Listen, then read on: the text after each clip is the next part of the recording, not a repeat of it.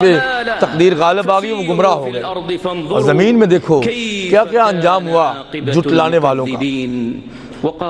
اور اللہ نے فرمایا اپنے مال جان کی حفاظت کے بارے میں فرمایا کیا کسی انسان کو ناحق قتل مت کرو اور اپنے آپ کو بھی نہ مارو، اللہ تم پہ رحیم ہے، برسی کلنگ نہیں۔ اور جس نے زیادتی میں یہ کام کیا اس کو جہنم میں جلا کے رکھ دے گا اللہ پاک، اور یہ اللہ کے لیے بہت آسان ہے۔ اور فرمایا اسی مال کی حفاظت کے بارے میں، اے مومنو آپس میں اپنے مال باطل میں نہ کھاؤ، تجارت اور چیز ہے لیکن چھینا جھپٹی کر کے غصب کر کے مت کھاؤ۔ اور عقل کی حفاظت میں فرمایا اے مومنو یہ جو شراب ہے، جوا ہے، پانسے ہیں، یہ سارے گندی چیزیں ہیں، شیطانی عمل ہے، اس سے بچ کے رہو، فَاجْتَنِبُوهُ تاکہ تم کامیاب ہو جاؤ۔ شیطان اس کے ذریعے تمہارے اندر فرقت اور بغض ڈال دیتا ہے، اور یہ اس سے بچ رہو، اور تمہیں رب کے ذکر سے دور کرنا چاہتا ہے اور نماز سے۔ کیا باز آتے ہو یا نہیں باز آتے؟ باز آ جاؤ۔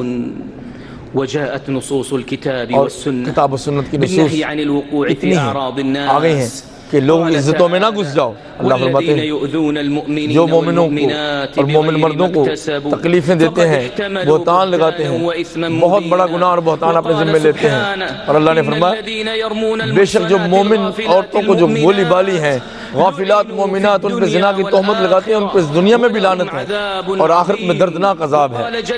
اور اللہ نے فرمایا اے مومنو کوئی بندہ مرد کسی دوسرے مردوں سے، عورتوں کو عورتوں سے مذاق نہ اڑائے، ٹھٹھا نہ اڑائے۔ ہو سکتا ہے جن کا تم مذاق اڑا رہے ہو وہ تم سے بہتر ہو۔ اور کسی کو برے نام نہ رکھو، برے القاب سے نہ پکارو، یہ برا لقب فسق ہے ایمان کے بعد۔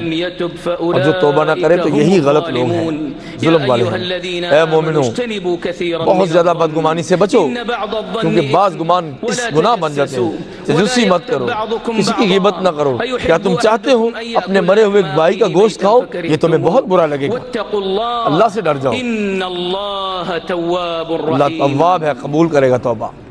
ومما يكمل ذلك اور اس کو تکمیل کے لیے کیا أن ہے؟ الوسائل لها أحكام المقاصد، جتنے وسائل ہیں ان وأن کے ما لا مقاصد ہیں، يتم المأمور إلا به فهو مأمور اور به، جتنا بھی اللہ نے حکم دیا وأن ما لا ہے يتم ساتھ وسائل و الواجب إلا مقاصد به کے ساتھ فهو ساتھ ہیں۔ واجب، جو واجب کے لیے ضروری ہوتا ہے وہ بھی ضروری ہوتا ہے۔ مقاصد الشريعة، مقاصد شریعہ میں اب یہ بھی ہے فما أدى إلى حفظ کہ مقاصد جو ان چیزوں الشريعة کو من محفوظ کرتی ہیں الوسائل چیزیں وہ بھی ضروری فهو ہیں۔ مأمور به وہ کیا چیزیں شرعا، ہیں؟ فإنه لما كانت المقاصد والمصالح الضرورية جب مقاصد لا ضروری ہیں، يتوصل إليها مصالح ضروری ہیں تو ان کی طرف پہنچنے کے وسائل بھی ضروری ہیں۔ طرق مفضية إليها کون سے وہ طریقے ہیں؟ كانت طرقها ان کی حفاظت بھی ضروری ہے، تابعة لها في تو انہی کے وہ أحكامها، تابع آتے ہیں۔ ومن هنا اور اسی میں سے فعلى كل مؤمن ہر مومن کو چاہیے، كل مؤمن ہر مومن أن کو يسعى چاہیے إلى المحافظة کہ على انہی چیزوں کی الضروريات حفاظت، الخمس ضروری چیزوں کی مما حفاظت کے لیے کوشش يؤدي کرے إلى سلامة الخلق جو واستقرار الحياة محفوظ کر سکے لوگوں وانتشار کو الأمن اور ترقی ہو سکے، امن پھیل سکے اور لوگوں کی مصلحتیں حاصل ہو سکیں اور مقصد دور ہو سکیں۔ وعليه أن يتعاون اور مع مومن کو غيره چاہیے في آپس میں ذلك تعاون کی فضا قائم رکھے تقربا لله اللہ کے قرب کے وطلبا لیے لثوابه في اور ثواب الآخرة، حاصل کرنے کے لیے۔ وعلى كل مسلم ہر مسلمان کو چاہیے تمكين العابثين تو یہ چاہیے کہ فضول لوگوں سے بچ کے رہے جو ان چیزوں کو خراب کرتے ہیں، تاکہ ان مقاصد شریعت کی حفاظت ہو سکے۔ اور ہم سب پہ یہ فرض بنتا ہے ہم اس کا خیال رکھیں حسب ہمت، ہماری ذمہ داری ہے، وعلينا جميعا ہم أن سب کی ذمہ نربي داری النفوس ہم اپنے آپ کی تربیت کریں اسی وخصوصا پہ، النفوس الناشئة اور خاص طور پہ جوانوں کی، لڑکوں کی، بچوں کی، ان کو ولئن سمجھائیں۔ كانت المحافظة على هذه الضروريات اور جب تک الخمس حفاظت 5 چیزوں کی حفاظت ضروری واجبة في ہے، كل واجب ہے، مكان ہر جگہ پہ واجب ہے، ہر زمانے میں واجب إن ہے، وجوبها تو اسی لیے يتأكد ان کا في هذه واجب ہونا المواطن الشريفة یہ كما قال سٹریس دیتا ہے تعالى کہ ومن یہ يرد اسلام کا فيه مطلوب ہے۔ بإلحاد بظلم نذقه اور من قرآن کہتا ہے کہ جو بیت اللہ میں ظلم کا ارادہ کرے گا ہم اس کو پکڑیں گے اور شاعر اسلام کے خلاف اس کو پکڑ لیں گے۔ یہ سیاسی مقام نہیں ہے، یہ دینی مقام ہے۔ ہاں، یہ بہت سی تنظیموں کا مقام نہیں ہے، نہ گروہوں کا، یہ اللہ کی جگہ ہے تاکہ ہم مناسک حج ادا کر سکیں۔ اسی لیے حج جائیں، حجاج کرام آئے تھے دور سے، تنظیم سازی کے لیے نہیں آئے، اللہ کے سامنے حج ادا کرنے کے لیے آئے۔ اے حج بیت اللہ کے حاجیوں، تم عرفات میں ہو، اس مقام پہ جس میں اللہ آج تم پہ فخر کر رہا ہے فرشتوں کے سامنے۔ یہ عظیم موقف ہے، یہ عظیم جمال ہے۔ تمہاری نیکیاں بڑھ رہی ہیں، گناہ معاف ہو رہے ہیں، درجے بلند ہو رہے ہیں، اور اللہ کو دکھاؤ کہ تمہاری طرف سے سنت اور نبی پاک کی محبت صلی اللہ علیہ وسلم کی محبت اللہ کی طرف جائے۔ جس نبی نے یہاں تم کھڑے ہو خطبہ دیا تھا، حضرت بلال سے کہا اقامت کہو، اور اقامت کے بعد آپ اسلام نے ظہر اور عصر دو رکعت پڑھائی، جمع تقدیم کی۔ فصلى رسول الله صلى الله عليه وسلم العصر ركعتين عصر بھی 2 رکعت پڑھائی جمعا وقصرا، ثم وقف على ناقته پھر ناقہ پہ کھڑے ہوئے اپنی اونٹنی پہ اور ذکر کرنے لگے، دعائیں کرنے لگے، حتیٰ کہ سورج غروب ہو گیا۔ اتنی لمبی دعا۔ پھر مزدلفہ کی طرف نکلے تاکہ لوگ سکون پا سکیں اور فجر تک وہاں رک سکیں، اور مغرب 3 رکعت پڑھی اور عشاء 2 رکعت پڑھی مزدلفہ میں لیٹ، اور پھر فجر پڑھی۔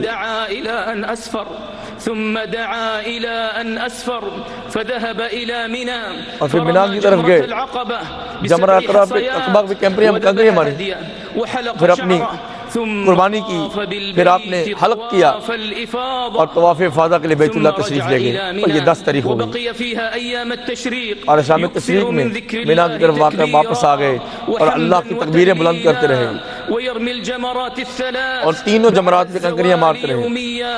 ويدعو بعد الصغرى والوسطى ورخص لأهل الأعذار في ترك المبيت بمنى عذر والوں کو منی میں نہ رکنے کی بھی اجازت دے دی جو معذور تھے، المكث في منى إلى اليوم الثالث اور آپ علیہ السلام 13ویں رات تک منی میں رکے، التعجل في اليوم الثاني اور جو 2 راتیں رکے وہ بھی ٹھیک ہے، جو زیادہ تقویٰ وہ 3 راتیں رکے، اور جہاں سے فارغ ہوئے پھر آپ نے سفر کیا، جاتے جاتے بیت اللہ کا طواف کرتے رہے، طواف وداع۔ اے حاجیوں، بیت اللہ کے حاجیوں، بے شک رسول اللہ صلی اللہ علیہ وسلم نے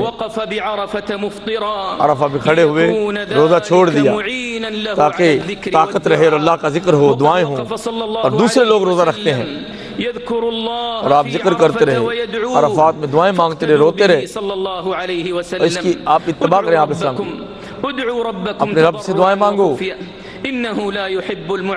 وہ زیادتی کرنے والوں کو پسند نہیں کرتا۔ خوف و طمع سے رب کو پکارو، اپنی ذات میں پکارو، رب کی رحمت محسنین کے بہت قریب ہے، اور اپنے لیے دعائیں کرو، اپنے والدین کے لیے، اور جس نے بھی صلہ رحمی کی اور تمہارے ساتھ نیکی کی ہے، اور جو تمہارے بھائی ان کے لیے دعا کرو، اپنے بھائی کی غیر موجودگی میں دعا کرو، فرشتہ بھی کہے گا تمہیں بھی وہی ملے۔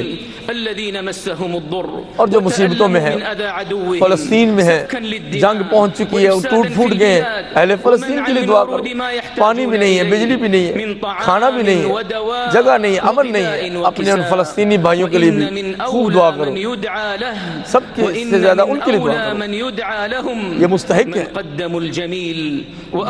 اور وہ بھی ہے جنہوں نے ان کو کھانا دیا، ایمبولنس دی، احسان کیا، نیکی کی، ان کے لیے بھی دعا کریں۔